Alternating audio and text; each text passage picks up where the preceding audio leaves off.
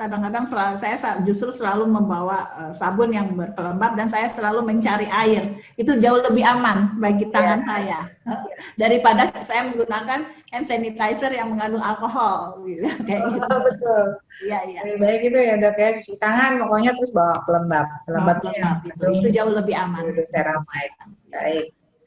Baik, terima kasih Dokter Lili. Kita beralih lagi ke pertanyaan berikutnya. Ini pertanyaan dari apoteker Meriana Monigoy. Apakah pemberian N-acetylcysteine dibandingkan dengan pengencer dahak lainnya pada pasien probable COVID dengan gejala batuk bisa memberi efek lebih baik? Bagaimana saran dokter untuk pemantauan saturasi oksigen dengan menggunakan pulse oximeter di rumah? Boleh nggak? Bisa agak rendah, bagaimana? Bila agak rendah, bagaimana penanganan pertamanya? Ya, terima kasih untuk pertanyaannya. Tentang N-acetylcysteine itu punya beberapa efek sebagai antioksidan, terus ada juga sebagai immunomodulator, dan juga ada efeknya adalah selain immunomodulator, antioksidan, ada satu lagi saya lupa.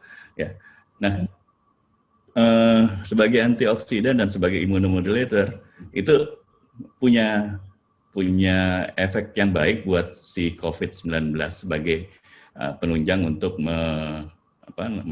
mengobati si COVID-19 gitu.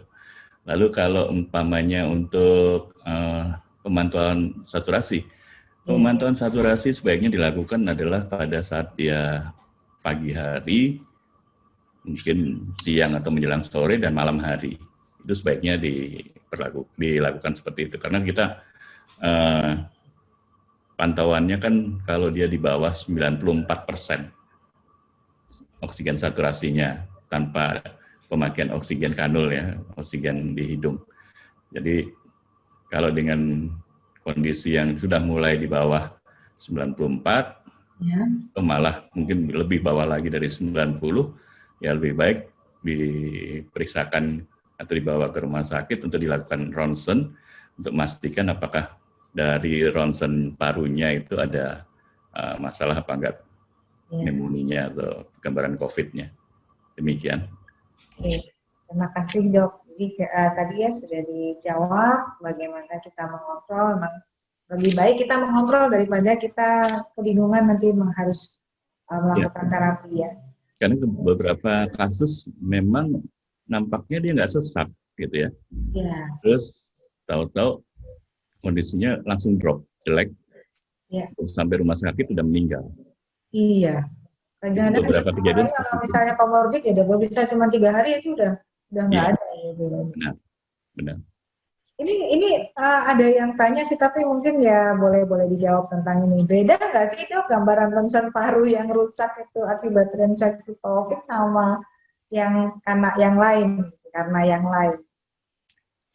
Bedanya tadi sudah saya terangkan bahwa biasanya gambarannya adalah gambaran kayak awan atau kabut gitu ya, putih di dalam ronsennya, dan biasanya pada daerah bawah kedua paru, dan letaknya biasanya didominasi dari daerah tepi lateral, dari sisi luar gitu ya, kedua paru, dan itu khas sekali untuk COVID.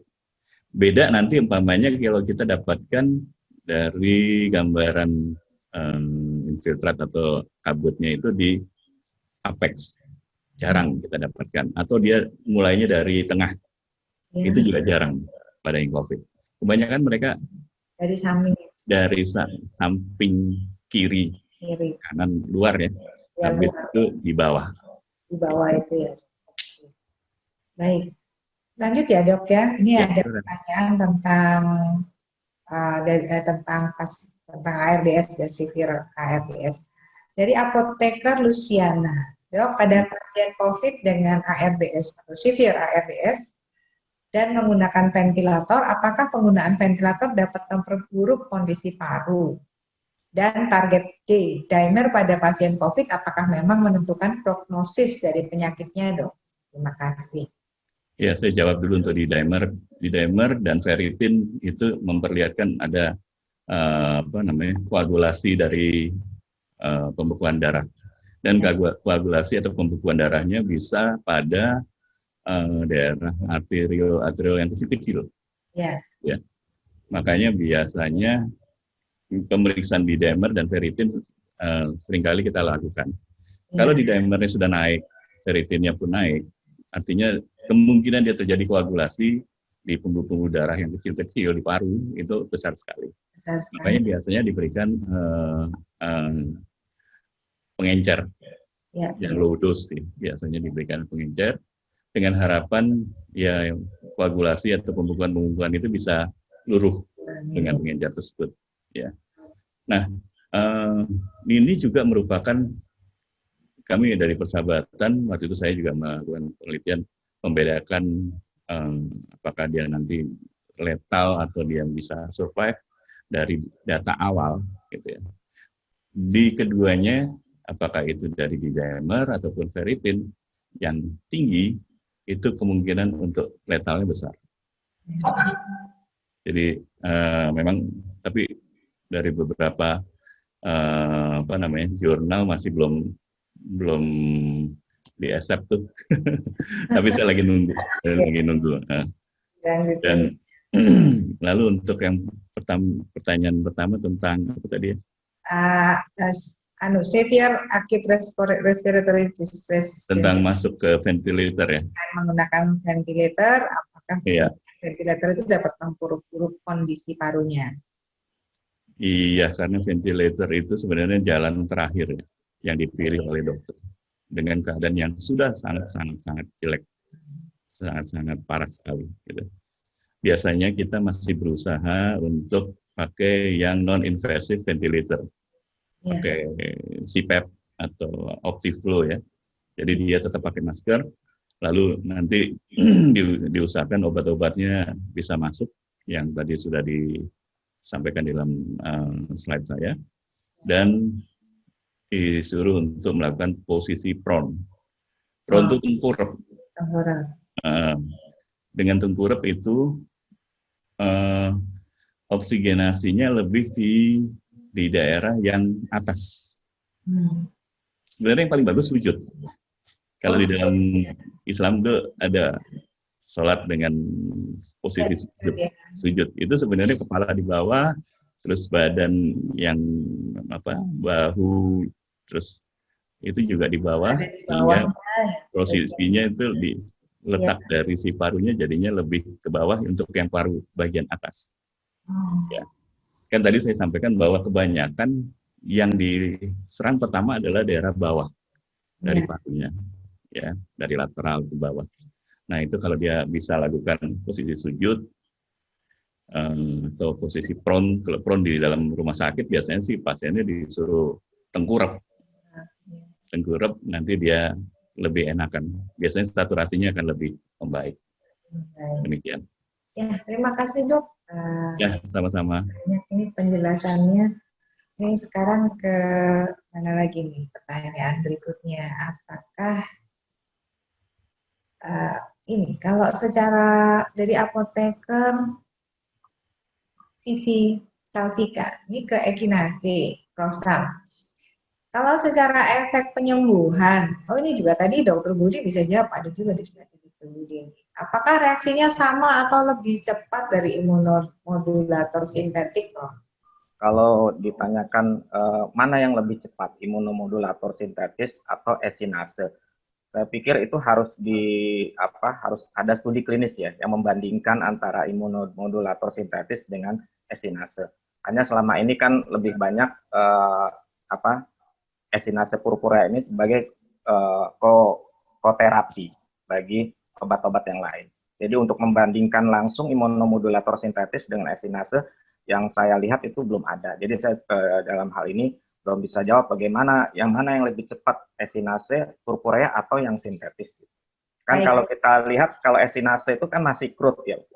Masih crude, jadi masih ada komponen-komponen yang lain. Tapi kalau yang sintetis kan sudah murni. Tapi kalau secara teori kan tentunya lebih cepat yang sintetis dibandingkan yang masih crude. Betul. Ya. Baik. Ada tambahan, Dokter Budi? masih di mute. Iya.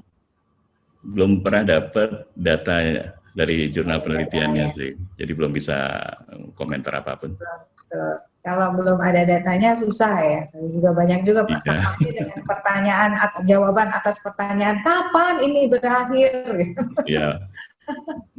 Saat ini ada Apoteker Citra Wahyuningsih, kita masih punya waktu, udah lebih ya. Satu aja kali dong, satu pertanyaan terakhir mungkin ya. Iya. Yang Apoteker Citra Wahyuningsih, ini tadi pertanyaannya apakah memang sudah ada izin edar untuk COVID-19? Saya jawab aja bahwa izin edar untuk semua obat COVID-19 belum ada ya. Iya.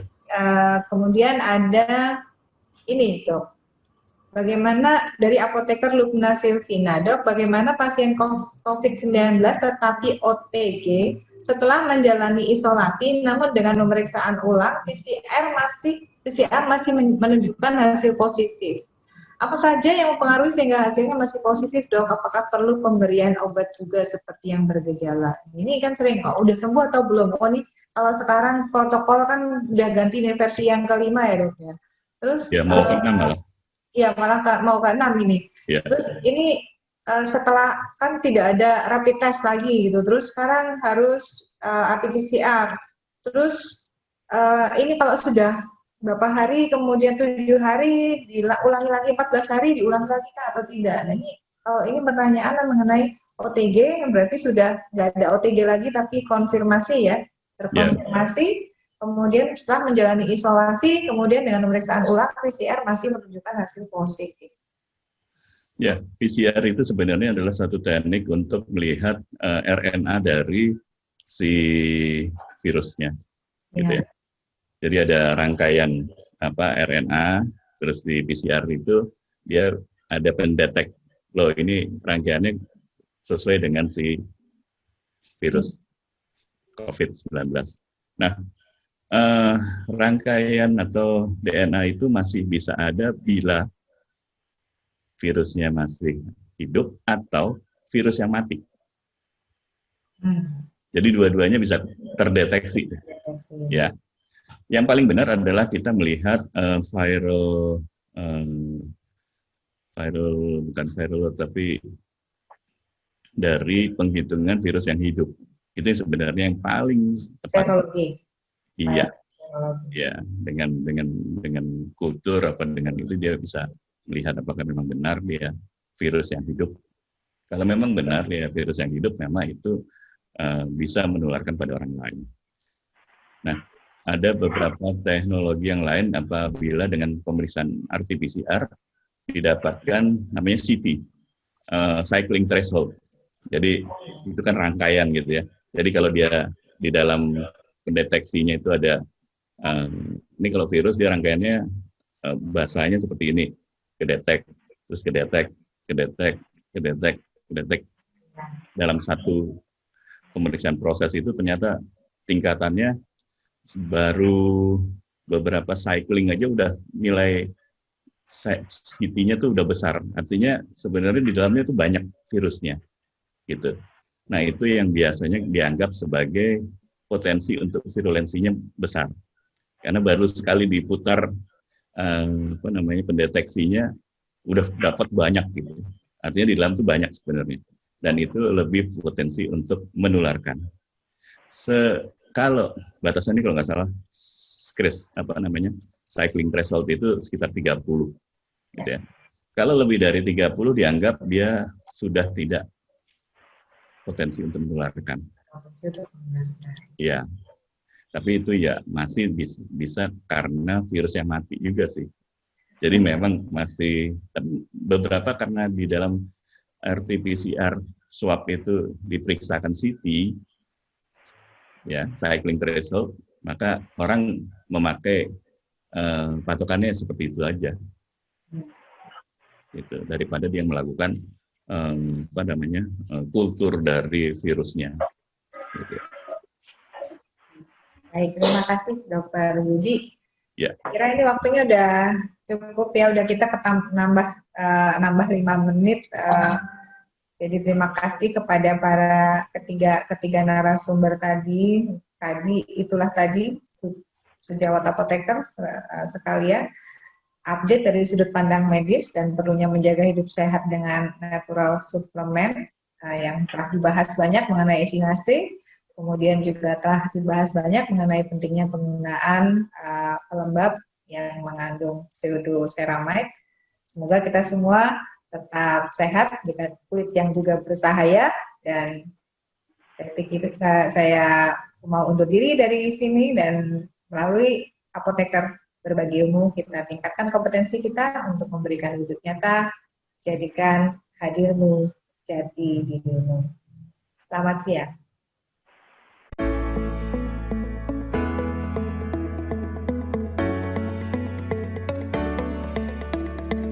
Imbos Force, the immunomodulator with extra strength action.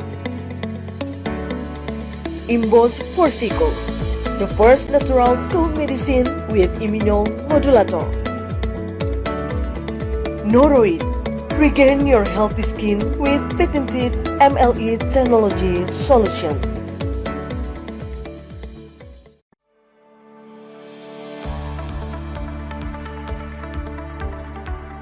Terima kasih kami ucapkan kepada para pemateri yang telah membagikan ilmunya dan sangat bermanfaat bagi kami semua. Tak lupa juga ucapan terima kasih kami sampaikan untuk moderator yang telah membawakan acara secara baik sampai dengan selesai. Sejawat apoteker dipersilahkan untuk melanjutkan kegiatan dengan pengisian post-test melalui tahapan sebagai berikut. Masuk login ke akun webinar. Klik event yang diikuti. Pilih event dan klik ikuti tes. Jawab pertanyaannya sampai nilai 80. Jika belum mencapai batas minimal, silahkan ulangi sebanyak 3 kali. Tunggu penyaluran SKP. Jika telah disalurkan, klaim SKP dengan klik tombol klaim SKP.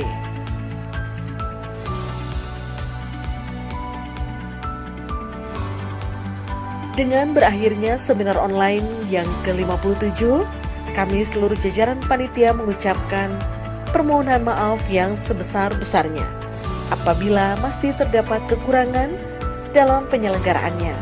Terima kasih juga kami ucapkan kepada para peserta setia webinar Pengurus Pusat Ikatan Apoteker Indonesia yang telah mendukung program kami sampai dengan saat ini.